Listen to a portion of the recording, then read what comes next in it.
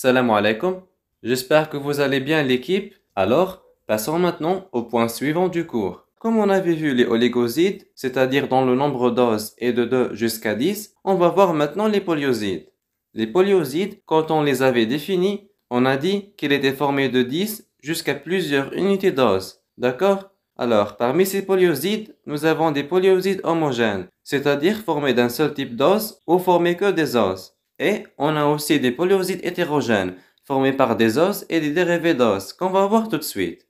Donc, pour les polyosides homogènes, nous avons les polyosides qui sont formés par un seul type d'os, par exemple, que du glucose, que du fructose, que du galactose, etc.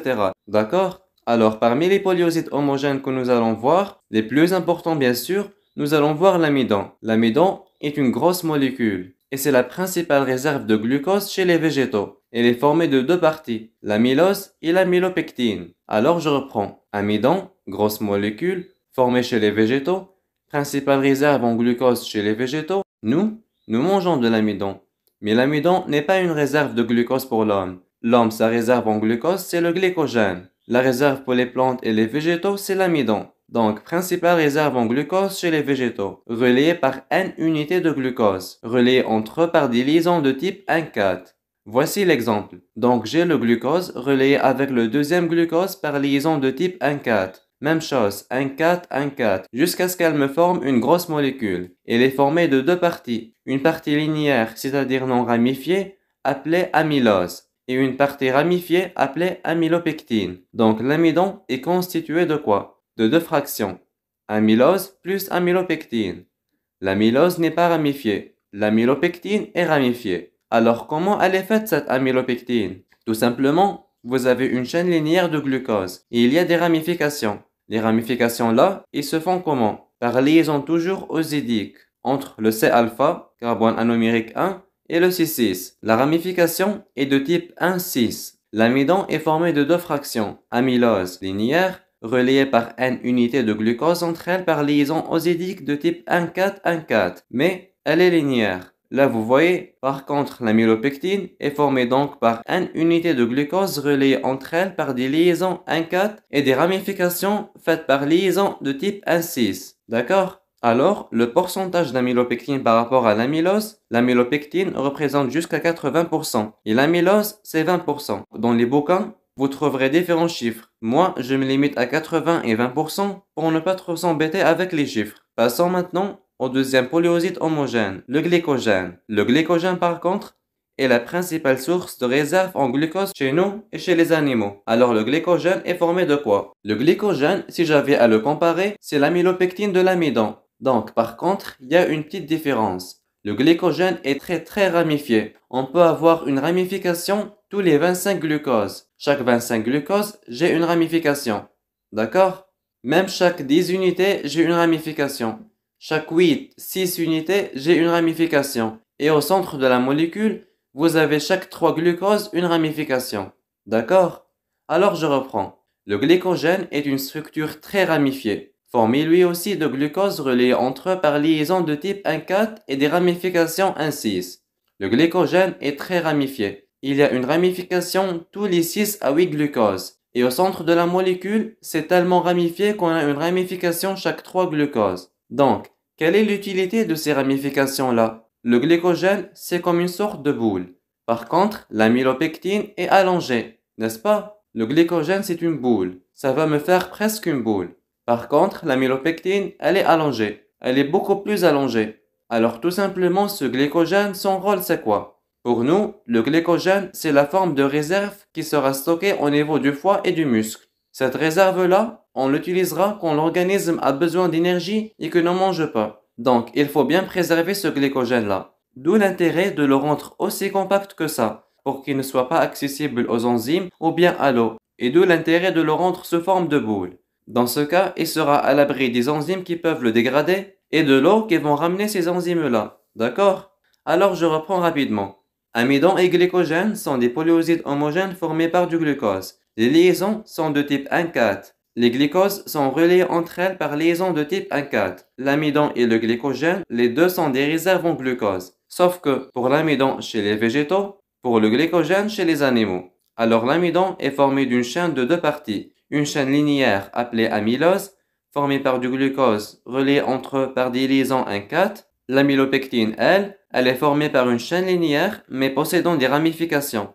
L'amylopectine est ramifiée. Les ramifications se font entre carbone 1 et 6. Des ramifications 1,6, d'accord? Le glycogène, lui, il ressemble à l'amylopectine, mais beaucoup plus ramifié par rapport à l'amylopectine. Pour l'amylopectine, nous avons une ramification chaque 25 unités de glucose. Par contre, le glycogène, lui, possède une ramification tous les 10, 8, 6 glucose. Et au centre alors, elle est très ramifiée. Vous avez une ramification chaque 3 glucoses. Donc le glycogène est très ramifié. Il nous donne une structure compacte. C'est pas pour rien. Parce que c'est une structure qui doit être utilisée comme réserve, elle doit être à l'abri de l'eau, des enzymes qui pourraient le dégrader. Alors faites attention. L'amidon et le glycogène sont des glucosanes. Si vous entendez le mot glucosane, ça veut dire qu'ils sont formés que de glucose. D'accord? Parce qu'il y a d'autres polyosides qui sont formés que de fructose. On les appelle fructosanes. Ou galactose. On les appellera des galactosanes, etc.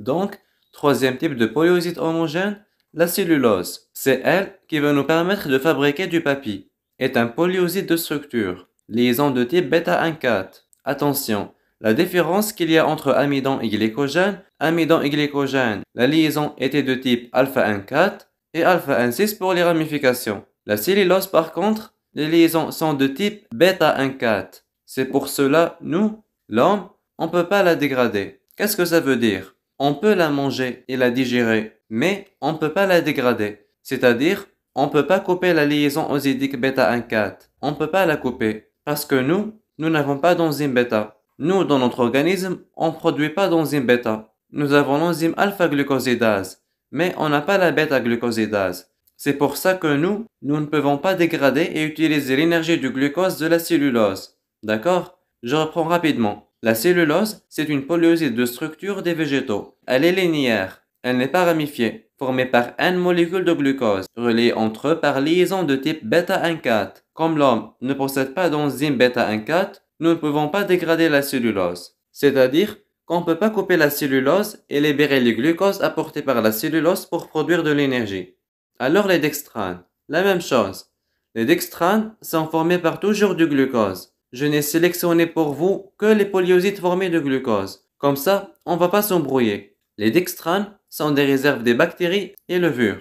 Les liaisons ici sont de type alpha-1,6. Toutes les liaisons qu'on avait vues jusqu'à présent étaient de type alpha-1,4 et avec les ramifications 1,6. Alors les liaisons de dextranes sont de type alpha-1,6. C'est comme une ramification. Les dextranes possèdent aussi des ramifications, mais les ramifications sont 1,3. Alors, où est-ce qu'on trouve ces dextranes? C'est quoi leur utilité? Ce sont les constituants de la plaque dentaire, substituants du plasma. Mais qu'est-ce qui nous intéresse, nous? Ils sont utilisés en chromato-échangeuse d'ions. Lorsqu'on verra la chromatographie échangeuse d'ions, on reprendra les dextranes. N'oubliez pas leur structure, c'est le chapitre 3. Donc voilà pour les dextranes. Les polyosides hétérogènes par hydrolyse donnent des différents types d'os ou des dérivés d'os. Souvenez-vous des dérivés d'os. On avait vu la vitamine C, l'acide neuraminique, l'acide uronique, les osamines, etc. C'est pour ça qu'on les a étudiés la dernière fois. Parce qu'ils se trouvent dans la structure des polyosides hétérogènes. Quelle est la particularité des polyosides hétérogènes? Ils sont très importants. Leur importance, c'est à retenir l'eau. C'est des molécules qui ont une grande capacité à retenir l'eau. Écoutez bien. Donc ce sont quoi? Ils ont une nature glucidique bien sûr.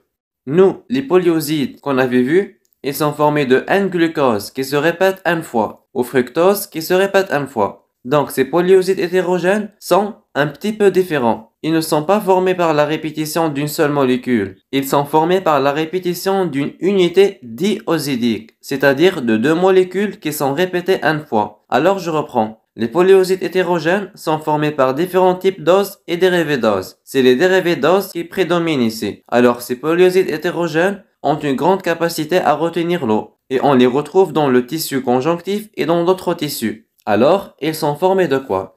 Ils sont formés par la répétition de N fois d'une unité diosidique. Par exemple, glucose-galactose qui sont répétés N fois. Regardez ici, j'ai l'unité de base. C'est cette unité-là qui sera répétée N fois. Ce n'est pas un glucose qui sera répété une fois. Ce sera deux unités qui seront répétées une fois. Ainsi, on va voir quelques exemples aussi de polyosides hétérogènes. Ils sont classés en deux types, de sécrétion et de structure.